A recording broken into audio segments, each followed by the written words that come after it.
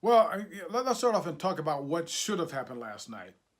Yeah, in Los Angeles at Staples Center, the Los Angeles Lakers, this was supposed to be the grand debut at home for LeBron James as a Laker, and we're supposed to be all giddy today. Okay, didn't happen because it was a dud.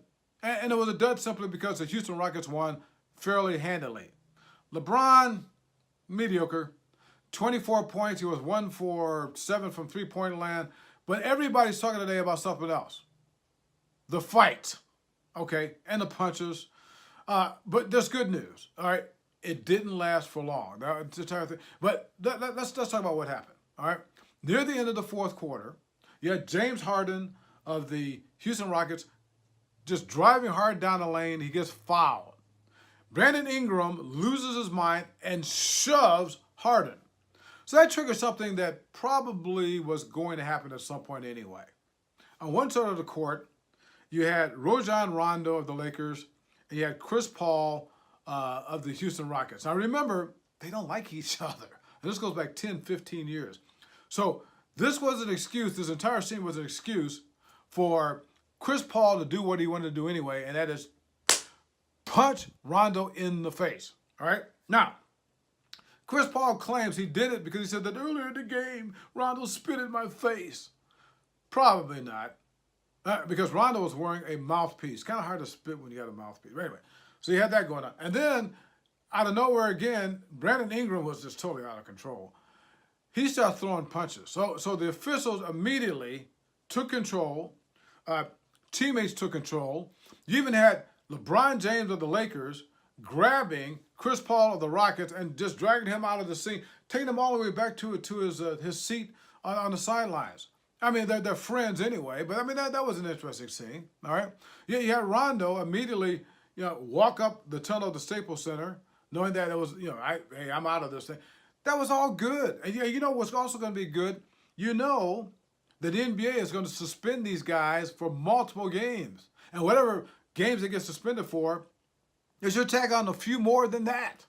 They need to do that because, this T-shirt here, this T-shirt is from an earlier time in the NBA, but it's not from the old NBA. All right, I mean the old NBA was George Mikan, there was Bill Russell, John Havlicek, Wilt Chamberlain, Jerry West. I mean that was the old NBA. We're not going to go back that far. Okay, we're going to go back to the old NBA. The old NBA is what almost killed the present NBA and the future NBA. The old NBA was back in the 1970s. They had all kinds of issues back then. I mean, they had all kinds of drug issues, huge ones, huge drug scandals, financial problems. I mean, there were franchises talking about folding back then.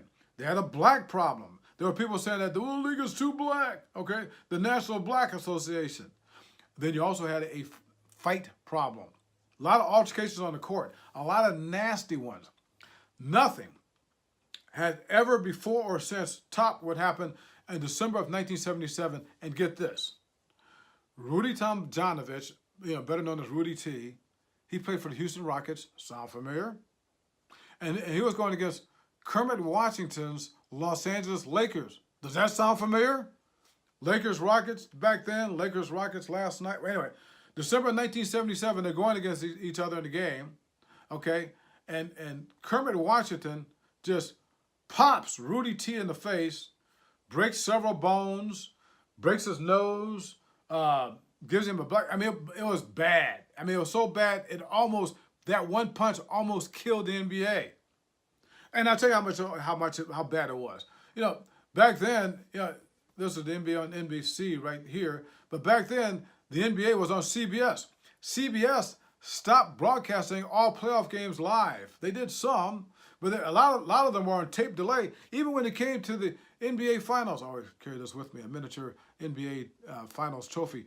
They start putting them on after the 11:30 news East Coast time. Can you imagine that? Tape delay, the finals, back then in the 70s, because they were considering that the NBA was dying. It took two guys in 1979 to come and save the NBA, and you know where I'm going with that.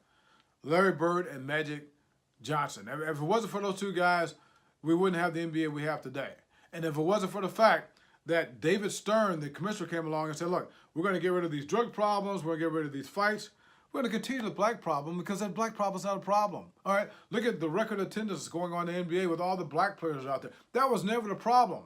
The drugs were, the fights were. And I tell you what, if they didn't get things under control last night, and if they don't continue to do that, we're going to have another problem.